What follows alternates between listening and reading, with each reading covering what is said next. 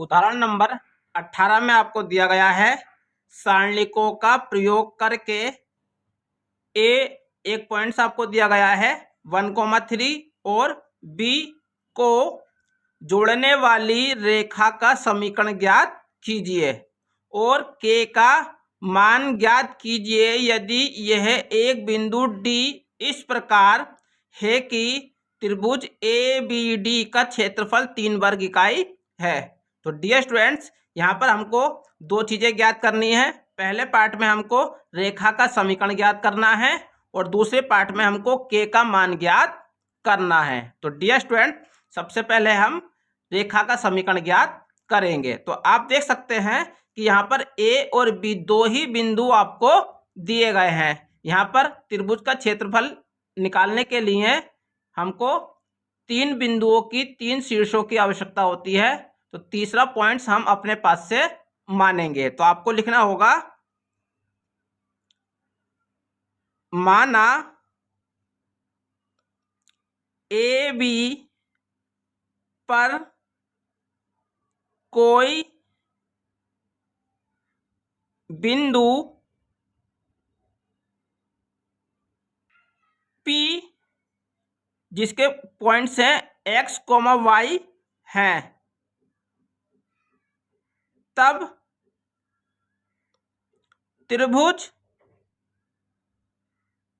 A B P का क्षेत्रफल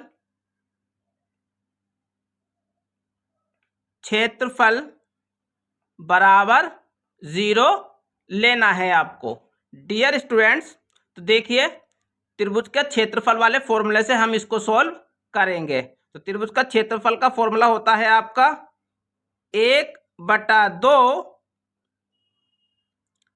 x1 y1 x2 y2 x3 y3 और यहाँ पर आपका 1 1 1 होता है। डियर स्टूडेंट्स, त्रिभुज का क्षेत्रफल का फॉर्मूला ये आपका होता है। देखिए, क्योंकि यहाँ पर आपको रेखा का समीकरण ज्ञात करना है, तो आप यहाँ पर त्रिभुज हमने लिखा है यहाँ पर त्रिभुज ए बी पी का क्षेत्रफल बराबर 0, तो आप इसको 0 के बराबर लेकर चलेंगे और इसका मान ज्ञात करेंगे। तो देखिए, तो ये हो जाएगा आपका 1/2 x1 y1। तो देखिए स्टूडेंट्स, यहाँ से x1 की वैल्यू ये है और y1 की वैल्यू 3 दी गई है। तो आप लिखेंगे 1 3 और यहाँ पर आपका 1 पहले से ही है। इसी प्रकार y2 और x2 की वैल्यू दी गई है आपको 0 0, तो यहाँ पर हो जाएगा आपका 0 0 और यहाँ पर आपका 1 लिखा गया है। और जो तीसरा वाला पॉइंट है डियर स्टूडेंट्स, वो आपने x और y लेट करा है, तो वो यहाँ पर आप x y लिखेंगे और यहाँ पर आपका 1 पहले से ही लिखा है और यहाँ पर आप बराबर में 0 लेकर चलेंगे क्योंकि आपको रेखा का समीकरण ज्ञात करना है। तो डियर स्टूडेंट, अब आप देखिए यहाँ पर 1/2 आपका ये लिखा गया है। अब आप यहाँ पर R1 के अनुदिश इसका प्रसार करेंगे। तो देखिए R1 का पहला अवयव जो है आपका वो 1 दिया गया है यहाँ पर, तो ये आपका 1 हो जाएगा। 1 इस वाले स्तंभ में आ रहा है तो इसको छोड़ दीजिए और इस वाली पंक्ति में आ रहा है तो इसको छोड़ दीजिए। तो डियर स्टूडेंट, जब आप 1 की गुणा 0 से करेंगे तो यहाँ पर 0 हो जाएगा और जब आप y की गुणा 1 से करेंगे तो यहाँ पर आपका माइनस का y हो जाएगा। फिर आप माइनस का चिन्ह लगाएंगे और यहाँ पर दूसरा अवयव आपका 3 है तो 3 लिखेंगे और 3 आपका इस वाले स्तंभ में आ रहा है तो इसको छोड़ दीजिए और इस वाले पंक्ति में आ रहा है तो इसको छोड़ दीजिए। तो जब आप 1 की गुणा 0 से करेंगे तो यहाँ पर आपका 0 हो जाएगा और जब आप x की गुणा 1 से करेंगे तो यहाँ पर आपका माइनस का x हो जाएगा। फिर आप प्लस का चिन्ह लगाएंगे और 1 लिखेंगे और डियर स्टूडेंट्स 1 आपका इस वाले स्तंभ में आ रहा है तो इसको छोड़ दीजिए और इस वाली पंक्ति में आ रहा है इसको छोड़ दीजिए। तो जब आप y की गुणा 0 से करेंगे तो यहाँ पर 0 हो जाएगा और जब आप x की गुणा 0 से करेंगे तो यहाँ पर भी आपकी वैल्यू 0 हो जाएगी। तो डियर स्टूडेंट्स, और बराबर में आपको 0 लेकर चलना है। तो यहाँ पर हो जाएगा आपका 1/2।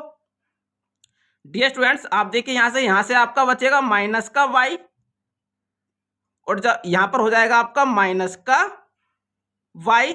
डियर स्टूडेंट्स, जब आप इस -3 की गुणा इस -x से करेंगे तो माइनस माइनस प्लस, और यहाँ से आपका 3x हो जाएगा डियर स्टूडेंट्स, और बाकी सभी आपके 0 हो जाएंगे, और बराबर में आपको 0 दिया गया है।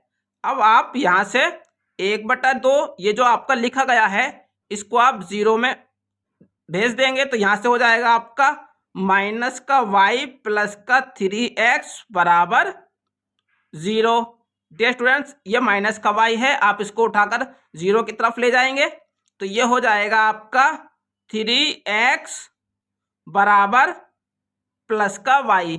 तो डियर स्टूडेंट, इस प्रकार से आप रेखा का समीकरण निकाल सकते हैं। तो आपको यहां पर लिखना होगा अभिष्ट रेखा AB का समीकरण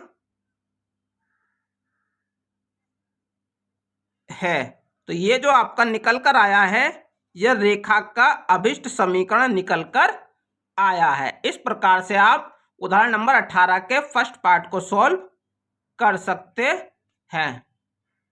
अब इसी सवाल में हमको आगे प्रश्न में k का मान भी ज्ञात करना था। तो देखिए आप यहां पर लिखेंगे किंतु त्रिभुज ABD का क्षेत्रफल 3 वर्ग इकाई दिया है। तो डियर स्टूडेंट्स, हमको क्षेत्रफल 3 वर्ग इकाई दिया गया है। तो आप देखिए क्षेत्रफल का फॉर्मूला लगाएंगे आप यहाँ पर 1/2, और यहाँ पर AB और D के जो बिंदु आपको दिए गए हैं वो आप यहाँ पर लिख लीजिए। A के जो बिंदु आपको दिए गए थे वो आपको दिए गए थे 1,3। B के जो पॉइंट्स आपको दिए गए थे वो थे आपके 0,0, और बिंदु D के जो पॉइंट्स आपको दिए गए थे वो आपके K,0 दिए गए हैं। तो डियर स्टूडेंट्स, अब ये पॉइंट्स आप त्रिभुज के क्षेत्रफल के फॉर्मूले में रखेंगे। तो यहाँ पर हो जाएगा आपका 1 3 1 0 0 1 K 0 1, और यहाँ पर आपको क्षेत्रफल बराबर आपको 3 दिया गया है। तो डियर स्टूडेंट, जब भी आप k की मान ज्ञात करने वाले सवाल को हल करेंगे तो यहाँ पर आपको जो क्षेत्रफल दिया होगा उसको आपको हमेशा प्लस माइनस के चिन्ह के साथ लेना है। जब भी आप k का मान ज्ञात करेंगे तो आप यहाँ पर जो क्षेत्रफल आपको दिया गया होगा वो आप प्लस माइनस के चिन्ह के साथ लेंगे। तो अब आप यहाँ पर R1 के अनुदिश प्रसार करेंगे तो ये हो जाएगा आपका 1/2, और देखिए R1 का जो पहला अवयव है वो 1 दिया गया है, और 1 इस वाले स्तंभ में आ रहा है तो इसको हटा दीजिए, और इस वाली पंक्ति में आ रहा है इसको हटा दीजिए। तो यहाँ से 1 की गुणा जब आप 0 से करेंगे तो ये हो जाएगा 0 माइनस 0, क्योंकि यहाँ पर भी 0 दिया गया है। फिर आप माइनस का चिन्ह लगाएंगे, 3 लिखेंगे, और 3 इस वाले स्तंभ में आ रहा है तो इसको छोड़ दीजिए, और इस वाली पंक्ति में आ रहा है इसको छोड़ दीजिए। तो जब आप 1 की गुणा 0 से करेंगे तो यहाँ पर आपका 0 हो जाएगा, और जब आप k की गुणा 1 से करेंगे तो यहाँ पर आपका k हो जाएगा। फिर आप प्लस का चिन्ह लगाएंगे और 1 लिखेंगे, क्योंकि यहाँ पर तीसरा अवयव 1 दिया गया है। जब आप 1 इस वाले स्तंभ में आ रहा है इसको छोड़ दीजिए, और इस वाली पंक्ति में आ रहा है इसको छोड़ दीजिए। तो जब आप 0 की गुणा 0 से करेंगे तो यहाँ पर 0, और जब आप k की गुणा 0 से करेंगे तो यहाँ पर भी 0 हो जाएगा। तो बराबर में आपका प्लस माइनस का 3 दिया गया है।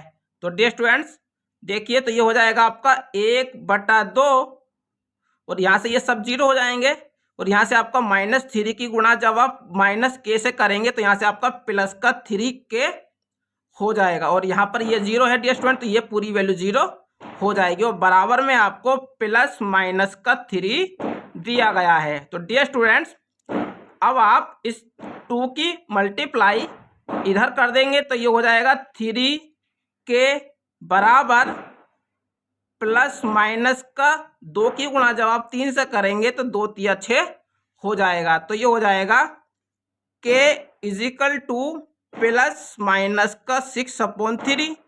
जो k के साथ 3 लिखा गया था वो इसके नीचे आ जाएगा, और 3 से जब आप इसको काट देंगे तो k की वैल्यू यहाँ पर प्लस माइनस का 3 दूनी 6 आप काटेंगे तो k की वैल्यू यहाँ से प्लस माइनस का 2 निकल कर आ जाएगी। तो डियर स्टूडेंट्स, इस प्रकार से आप उदाहरण नंबर 18 को सॉल्व कर सकते हैं। डियर स्टूडेंट्स, अगर आपको वीडियो अच्छी लगी हो तो वीडियो को लाइक कीजिए, चैनल को सब्सक्राइब कीजिए और बेल आइकन को जरूर प्रेस कीजिए ताकि हमारी आने वाली हर वीडियो की नोटिफिकेशन आपको मिलती रहे।